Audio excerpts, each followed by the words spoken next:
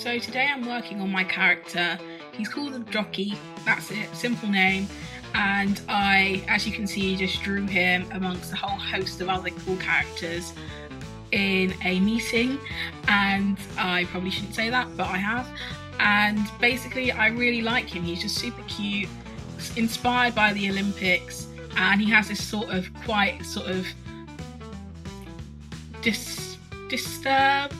disappointed expression on his face, and basically I just really thought that he was super cute, so I decided to make him into a 3D character that I will eventually get round to printing and making a physical toy. But today I'm just tracing him, going around him, all of his different features to get a really nice finish.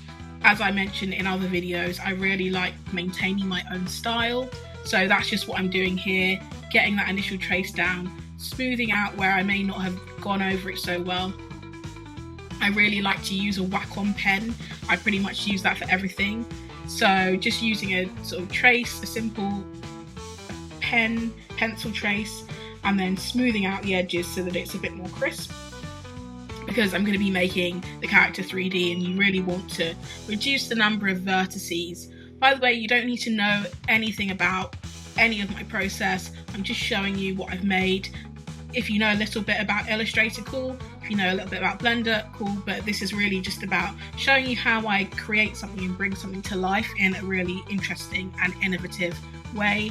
And you can let me know if you have any questions about any of that software that I'm using, but ultimately it's just about me bringing forth my creative vision, my style, and my way of working, because I think it's quite unique. I don't think other people use this way of working, and I've come across it just through basically learning a significant number of softwares over the years, and I finally found one that works for me. I really like ZBrush too. I just came to the conclusion that I'm always going to be thinking that I need to learn another new software, and if it ain't broke, don't fix it. So I just find the workflow that works for me, and I kind of dialed down into that. I probably will go back to ZBrush. There's other software that I want to try, like 3D Coat and a few others. Plasticity is another one on my list of things to look at some point. But yeah, on a day-to-day, my workflow is using Illustrator and Blender. And so for this character, again, I was thinking about the Paris Olympics that just happened. Horses, jockeys play a big role, but also growing up I lived right next to a stadium in Wimbledon that's now closed that had horse racing. It was a big part of growing up in the UK, horse racing. Funnily enough, I think I only ever went to Ascot once, and I never went to the horse riding near me, close to me, but as like a really small child I did do horse riding with my friend who to this day still has horses. So yeah, I thought I'd just make a really cute little character that can be made into a toy, because toys are kind of my thing. And yeah, that's pretty much it. So most of what I have to do is centered around moving points around, putting the arms in an A pose, no, incorrect, a T pose, so that they're flat out, facing outwards, and then just making sure that there's a neck so that the head has something to connect to. I often draw characters without necks. I don't know why, but I typically find that it's just not part of my natural inclination. So just making sure that he's got a neck and that he's got sufficient ability to move. And then I'm just building up the features bit by bit. So I thought that he should have a red hat because I felt like that is like a traditional colour for a jockey. I don't know why. There are a lot of assumptions made about the colour scheme, but I'm using Focal Tone, which is a built-in colour library inside Illustrator. I really like the red, and I wanted him to have a flesh tone colour because because he's representing a human partly, but also because he is going to be in the sun. So I thought rather than having like a pale pink or a fairer colour, just a little bit of tan to reflect the fact that as a jockey he's out in the sun. And the hat is very lightly inspired by a jockey's helmet that they wear, and I wanted that to be kind of interesting signature shape for him. For the body, I went with a really cute blue sort of theme. I wanted to keep the colours quite controlled. Normally I go overboard with colours, so here I wanted the colours to be a little bit more subtle. So I've gone with a blue that's slightly different to the colour of his eyes, and I thought it would make a really nice scheme that complements the red of the hat really beautifully.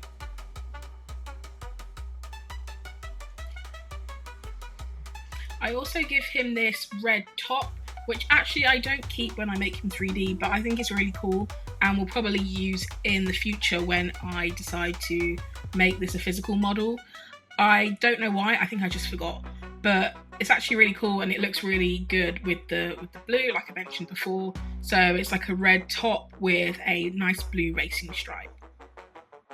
And for his, I guess, strap, his head strap, I am using just some curves in Illustrator and just going around where his head is to get a nice curve effect, and it's just following his face. I completely rebuild this in Illustrator in Blender because it comes out totally differently to how it is now, but it's just getting all of those shapes down like I consistently mention, and then just pulling it so that it wraps around the face neatly.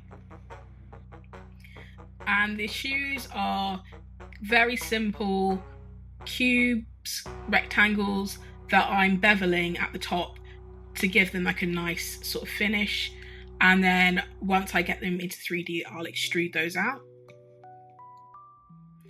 Then once I'm happy with his basic form, I just need to make a few tweaks, mainly to the bottom of the leg so that he has a nice smooth transition between the leg and the shoe that he's wearing. Sometimes I model feet and sometimes I don't. I think most of the time it's not necessary because the feet are never going to be seen, but I guess when I make dolls or maybe other characters it's relevant. But here his feet are just going to look like ankles and then become shoes, so there's no need for anything additional. And once I get it how I like, it's nice and easy. I go to 3D materials and I press inflate, remove the depth, inflate both sides so that the front and the back look the same. And sometimes they come out a bit chonk and you can adjust the volume. Sometimes you can do it here. Often I prefer to do it in Blender because you have a bit more control over which bits skinny up and which bits don't.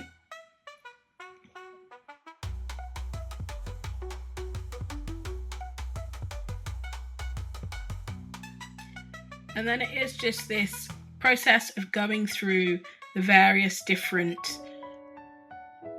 materials, 3D material options to make everything 3D, and I will use pretty much extrude, revolve, inflate. You'll see me use every single one, I think, in this particular project, so it's just making sure that each method fits the need for what I need it for. I use inflate probably most of all just because it puffs everything out, which is what I like. But here, look, I'm using an extrude and just adjusting it accordingly. And yeah, you get to kind of play around with the different ones and you get to learn which one works best for what you're trying to do. And then I'm going into the reflect tool to change the front of the head to the back so that I have a front piece and a back piece that I can merge together in Blender. It just makes everything easier and smoother, and it's a really great way of doing it. And then I'm just making some adjustments to the nose so that it looks smooth. Anything where it isn't smooth or isn't, perfectly neatly circular or whatever can cause issues in Blender, so it's just making sure that all paths are complete paths. I like to group the nose and mouth together to inflate them. Sometimes I redraw them in Blender, but here I'm just puffing it up just to give it like its own thing, and they live separately from the rest of the face, which will get puffed. I find that puffing too many things all together where you don't have a ton of control, it doesn't always work, and it means that you get too many weird things happening with the face. So I just do the eyes now most of the time and try and get them to sit neatly within the bounds of the face, not too far out, not too far in, just sitting neatly. And again, this will all be symmetrized, so turned into, one half matches the other half, so yeah, it's important that I get it right, or as close to right as I can at this stage. You'll see here that I also have a helmet, but I changed that helmet for a different one further along. So I decided to remake the hat just so that it was more uniform in shape. And what I do is I use a square to cover half of the shape. And basically what that does is you can use something called Pathfinder to cut out the back of the shape. So you put the cube over one half, you leave the other half free, and then you press minus front to delete that.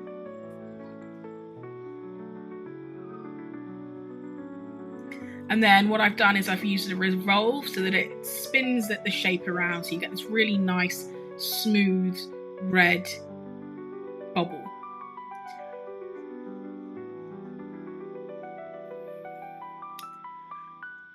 And then I've elected to do the exact same thing, but for the hat, which is to draw a rectangle around it, get the rough estimate of where I think the half is, or you can have a look. You can have a look to determine the shape. You can see that there's like a dot at the top where the center of the shape is. And again, following the same process, selecting the rectangle first, selecting the hat second, using minus front, and then using revolve in 3D materials, and then making sure that the offset is set to right edge. And then there we go. So then you get a really nice smooth looking front and a really nice smooth looking bobble, and it's just a case of making whatever adjustments that you want to the points. You can just move the points around to change the detail of the hat if you wish to. So when you bring it into Blender, sometimes it doesn't always put things in place as neatly as you'd like. Well, more often than not. So you just have to go through, delete some bits, shift some bits around, but overall it's quite straightforward. You've got to align things, so making sure you're using the align tool to match up, so you can see that the bobble is really neatly and cutely sitting in the middle of the hat. And it does mean that you have to pull things around, because Illustrator, while being a really great tool, you can only really do things from one angle. It's still 2D software, so you have to make everything work in 3D, which is why you can see me here pulling the face back so that I can grab hold of the eyes, nose and mouth that were sort of tucked inside, and just bringing those forward so that they're out of the way of the head. I then decide that the head is a little bit too puffy for my liking, so I'm just adjusting the back of it before I merge the front and the back together to make the head shape. So now I'm just using the body, and I'm just taking the parts that I want and trying to figure it out. So that blue line, there's a really thin blue line that you see going through. That's the guide that's used to determine which half is a half and which half is the other half. So I'm just making sure that the body looks good, and then I'm picking the side that I prefer as the one to be symmetrized.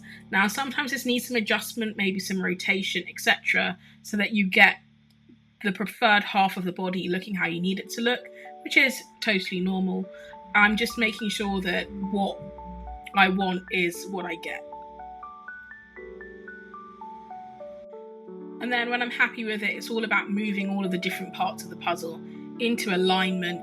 You really want a fully solid form. It needs to be manifold as well, which means that all of the geometry, the bits that it's made up of, fit nicely and there's no holes or anything like that, because you want to eliminate any issues when printing. And so I'm just moving the shoes in place to make sure that they fit and that they look good. And using a mirror modifier so that they perfectly match and perfectly fit in exactly the same place, whether left or right. I normally make some adjustments to the eyes here. Normally they're a little bit too puffy or too bulgy. The only time that I might keep that is if I was making a bug or an alien. But here I want to make sure that the eyes don't bulge out as much. So I'm just selecting them all and using the Y axis and scaling on that Y axis to skinny them out a little bit. And then sometimes, as a result of doing all of these adjustments, the mouth and nose end up being out of alignment. So it's just bringing them back. And normally I will keep the eyes symmetrical but the nose and mouth I will sometimes keep as unsymmetrical, just to give the character a bit more character. Sometimes I feel like if you keep it too symmetrical, it can lose the interest or lose the language of the character, which is what I've discovered in earlier phases of making and designing toys.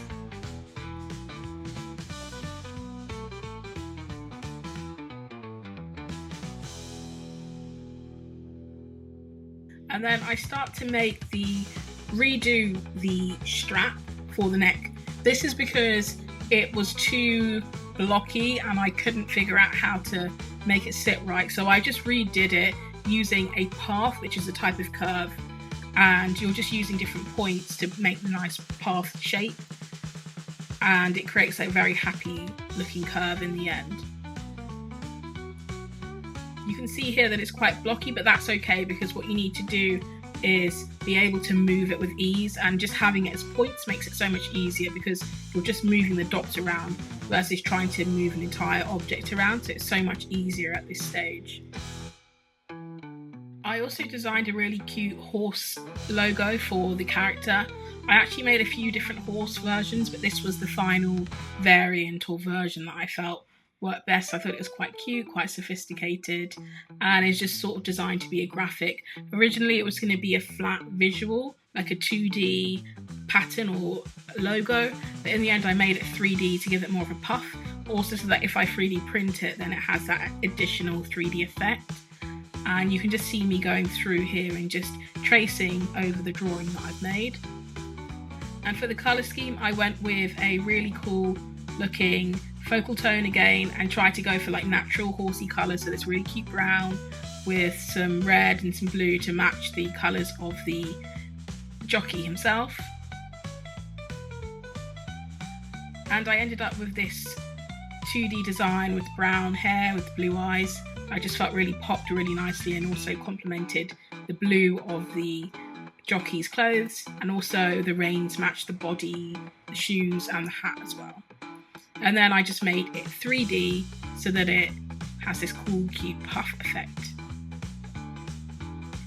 In Blender then, I'm moving on to bringing in that horse asset, which is just a GLTF file, so 3D file, and then scaling it up so that it fits the size of the body of the jockey.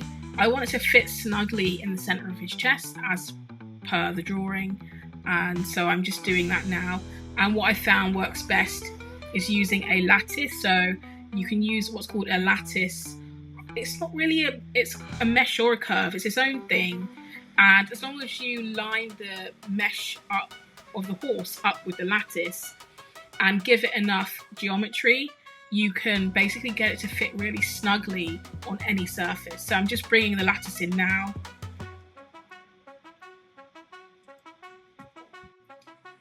I'm adding in some geometry to the lattice, like I mentioned, so that it has a nice clean surface area.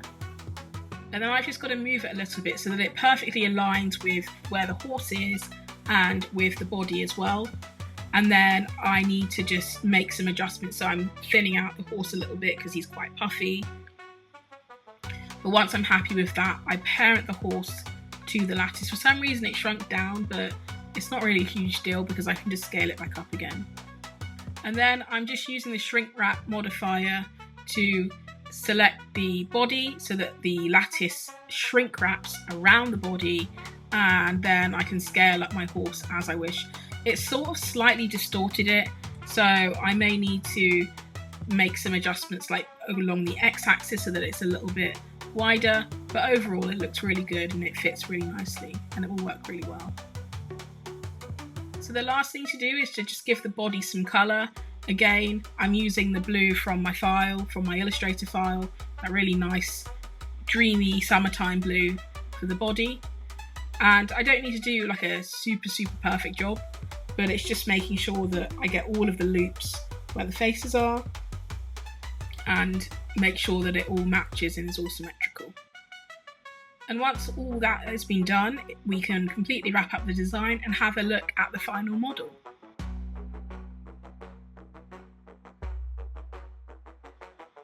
Thank you for watching. Please look again next week for more videos. I post most days, and I would love for you to like, subscribe, and have a great day. Thank you.